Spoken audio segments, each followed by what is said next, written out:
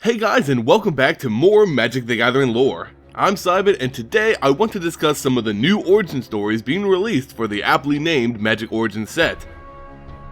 I've already covered the revised lore of Chandra Nalaar and compared it to her previous story, and now it's time for Liliana Vess to get a similar treatment. The article, titled The Fourth Pact, describes her new past and was just unveiled last week. Since I've already covered Liliana's lore, which you can find right here or in the description below, I'm going to go over this article and describe the changes that have taken place between these two versions. The article begins with Liliana's childhood, her family in the midst of a war. She is scavenging through an apparent battlefield looking for a specific plant which held the key to curing her brother, Jasu.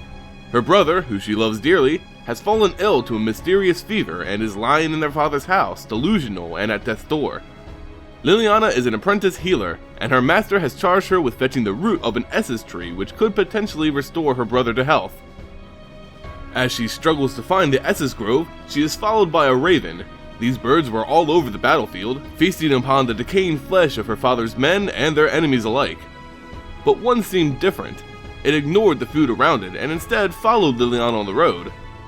Her paranoia towards this animal is soon factualized, when in its place stood a tall man with noble clothes but dark, shadowy features. To Liliana, this man could be anyone, even an enemy raider ready to kidnap her or worse. As she reaches for a knife in her belt, she asks the man to identify himself. He assures her that he knows her father. Liliana and the mysterious man begin to talk about the Essus Grove, to which the man informs her that they have all been burned by the Skin Witches, types of necromancers who fought against Liliana's father. She rushed to the grove's location to see piles of her father's men's bodies disjointed and unrecognizable from hideous wounds. The necromancers were using the burning Essus trees in their rituals, raising more undead soldiers to fight against her father. Liliana was crushed. She quickly turned to the man dressed in gold and black. Surely, there must be another grove of trees elsewhere. Of course, this was all just hopeless denial. The only trees which could save her brother were burnt and corrupted beyond use. Liliana believed the mysterious man knew another way, but all he ever said was, "You know." But Liliana really didn't know, or else she only knew what her healing master, Lady Anna, had taught her. But there was another way, a way that Liliana discovered through her own self-induced lessons of the darker magics. In secret, unbeknownst to her master, Liliana had been studying necromancy for years, believing it held more direct power over life and death than the traditional healing arts. Among her jagged ideas and theories, there was a way to create a cure for Jasu using the destroyed Essus roots. The cure lied in her own magical power, her ability to absorb and manipulate black mana. In the swamps and death found surrounding the Essus Grove, Liliana found plenty of mana which she took in to cast a spell. As she walked deeper and deeper into the grove, she discovered those responsible for its destruction. 3 withered crones, weaving dark magic and uttering evil words. Fear and rage filled Liliana's heart, as more and more black mana fueled her spirit. Her confidence was higher than ever, she was strong, and her magic was even stronger. These witches were nothing compared to the power she commanded at this point in time. The gifted young mage made easy work of the skin stealers, throwing spell after dark spell towards them.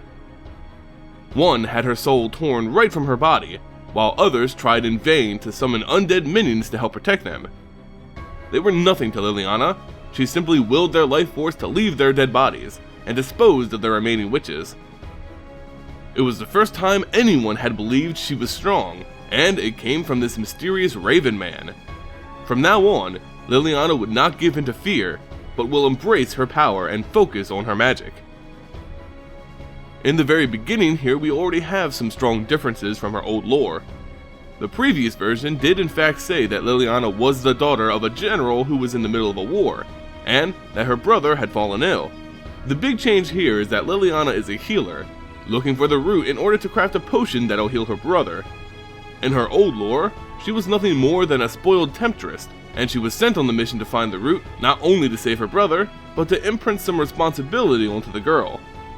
Another change is that originally, the Raven Man was the one who provided her with the potion, rather than Liliana crafting it herself. Liliana rushed back to bring her more improved potion to her brother Jasu. The Aethys root would cure him, but with her magic, the potion was stronger and more potent. As she came in with the gold glowing concoction, her master, Liliana, protested. This was not the cure she was supposed to forge. What had she done? Liliana only said that it was better, but Liliana had no reason to believe her. As her brother rolled and screamed in agony, Liliana pushed her master away. Liliana said that an apprentice should never treat her master in such a way, and Liliana responded arrogantly, believing her power to be greater than her master could know. As the potion ran down her brother's lips, he seemed to calm, but this calm was brief. His silence turned to insanity as he sprung from his bed. His eyes were jet black and sunken deep within his skull. His skin was tight and gray in color, as if all life had left his body. He violently attacked everyone in his path, throwing servants around as if they were pillows. This was not Jasu. This was not Liliana's brother. He charged towards her, screaming, describing the pain he was in and going on about the endless void which was promised to him and her alike.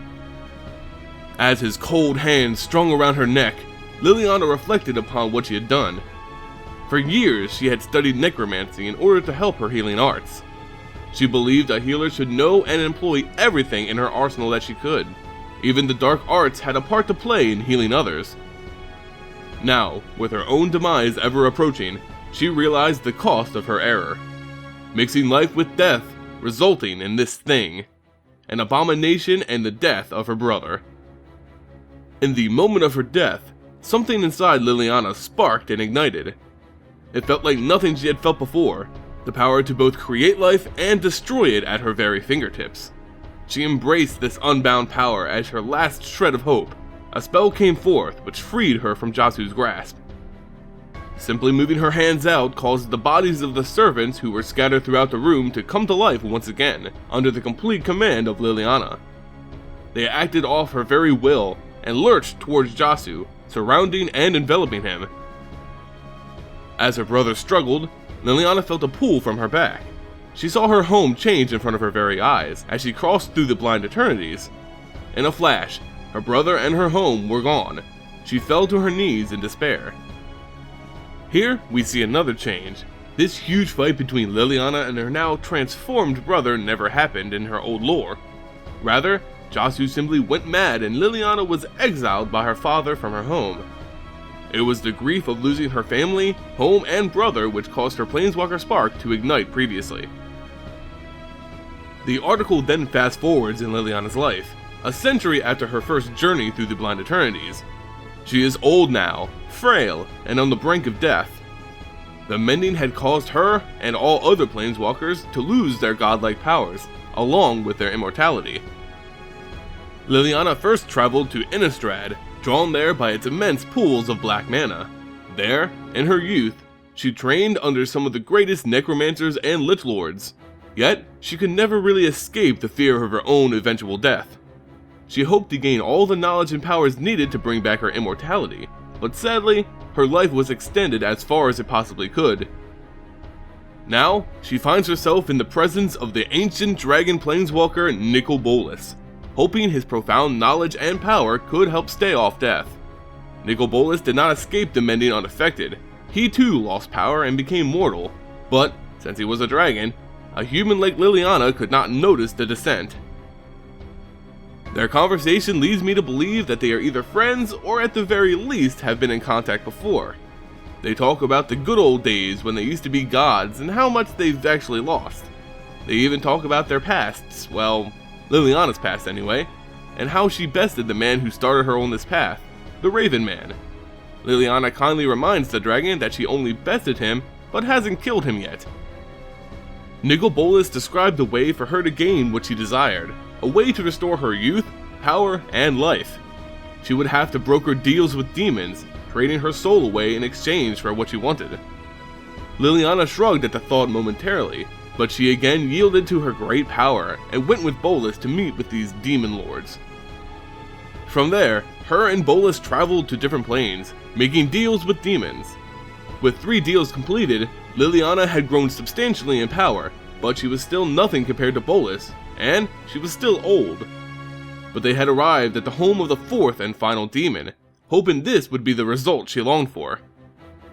The demon was called Kothafed, and he promised her much in exchange for her soul.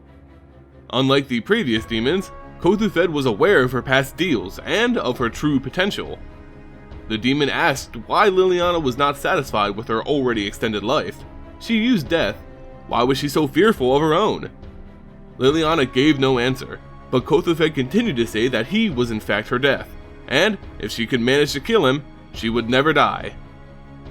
She drew in as much mana as she could, sensing hostility in the demon's voice. Kothafed cackled and disappeared. The fight began. Liliana flung powerful dark spells at the demon, but he brushed them aside as if they were nothing. Realizing normal spells would not affect her opponent, Liliana summoned scores of zombies to her side, a literal army waiting for her very command. The demon was impressed, but with minimal movements of his tail, he shattered the reanimated bodies of her creations. Liliana was soundly defeated, and thus, she believed her death had finally come.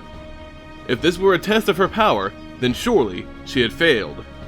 But Kothafed was not testing the elderly mage. No, he was teaching her a lesson. Knowing she could never defeat him, he began to place his conditions onto Liliana literally. He bore deep enchanted grooves all over her skin, which glowed an otherworldly purple hue. She was a planeswalker, which made her powerful. She was the strongest mage in all the planes, which made her extraordinary. Kothafed would need her for the tasks ahead. He ripped open her skin, and under it was a new layer, a younger Liliana. She was pulled from her old frail body and was born anew. The demon assured her that if she were ever to test his might again, that he would rip her open for a second time, with a less favorable outcome. Through this all, Liliana reminded herself of one thing: she is strong. Even now, Kothafed should be the one to fear her, not the other way around. It is her destiny to overthrow the demons and live in peace forever. It's a destiny written in her very flesh.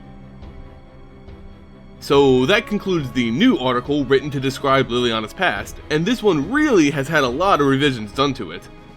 The biggest thing, other than the previous points mentioned, is Liliana's relationship with Nikobolas. Nowhere in her old lore did it say anything about a relationship with this major baddie of MTG. I guess this just filled in the gap of her old lore, which basically said she found the demons and brokered the deals herself. Other than that, well, huge detail, everything is relatively the same. She goes off and strikes the deals with the 4 demons and becomes young and beautiful again. As with the previously revised lores, I assume that Liliana's story stays mainly unchanged after this point in time. But how do I feel about this new lore? Well, frankly, I believe it raises more questions than answers. There was a huge time gap in between her spark igniting and her meeting Nikobolas as an old woman. Well, what the hell happened in between? I mean, it says that she learned from vampires and studied with necromancers on Innistrad, but did she really spend her whole life there? How did she get into contact with this big old nasty dragon anyway, and why would he want to help her at all? Nikobolas says that not even he is immortal now. Why would he help Liliana achieve this goal? I can only assume that this is all part of the crazy plans of Nikobolas, but I just don't see it right now. Well, in any case, if you guys have any ideas, thoughts, or theories on this topic, leave them in the comments below. If you want to compare her story with her old lore more in-depthly, I really suggest taking a look at my old Liliana lore video, and comparing it to this new one. If you enjoyed the video, please give it a like, share, and sub to the channel. It really goes a long way in helping support future content. As always guys, thanks so much for watching, and I'll see you next time.